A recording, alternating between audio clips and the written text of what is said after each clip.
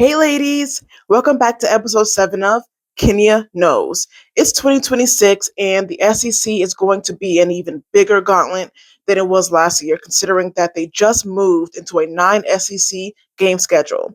So, today I am going to get a little bit of an early start. So, I am talking about early predictions for the teams that run the state of Texas and obviously Oklahoma. So, Texas, Texas A&M, and Oklahoma.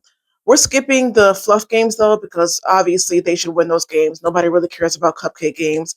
But let's get into it. All right, now let's talk about the Texas A&M Aggies. I have them going 10-2.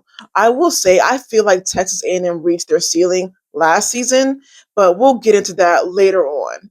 Um, A&M is moving into a make or break season at this point. With Lau Hemphill as their defensive coordinator and Mike Elko still as their head coach, the DNA is still the same: physical and aggressive. They play Alabama on October 24th.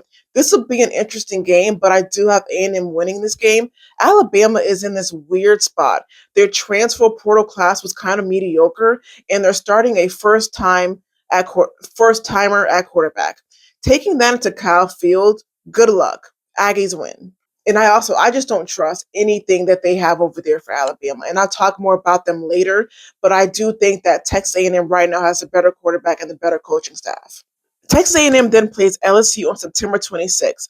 Now, this is a loss for A&M, and I say this because LSU is going to be a monster this year. They snatched Lane Kiffin to be their head coach, and they have Sam Levitt at quarterback.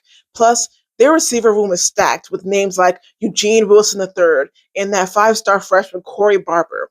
LSU just reloaded in better positions, in better places than I think Texas A&M did.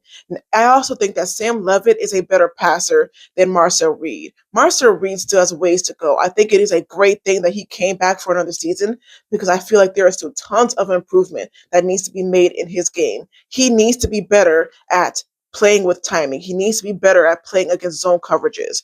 Right now, last season, he just wasn't that. He was terrible against Miami. He was terrible against Texas. So I have LSU winning this game.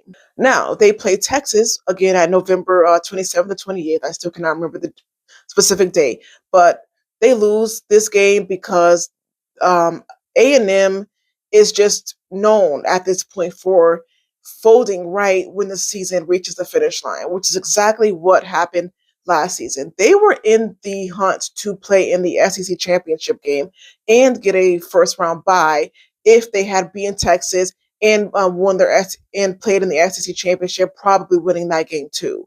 But they just choked against Texas, and they pretty much fell. Like they fell all the way down to the 7th seed and then lost against Miami. I see the same thing happening here, but I still have them losing against Texas. I have them going 10-2 to finish the season, but they will make the playoffs. All right, that concludes my win-loss predictions for the Texas A&M Aggies. To watch the full breakdown, subscribe to my YouTube channel at Kenya Knows. Bye!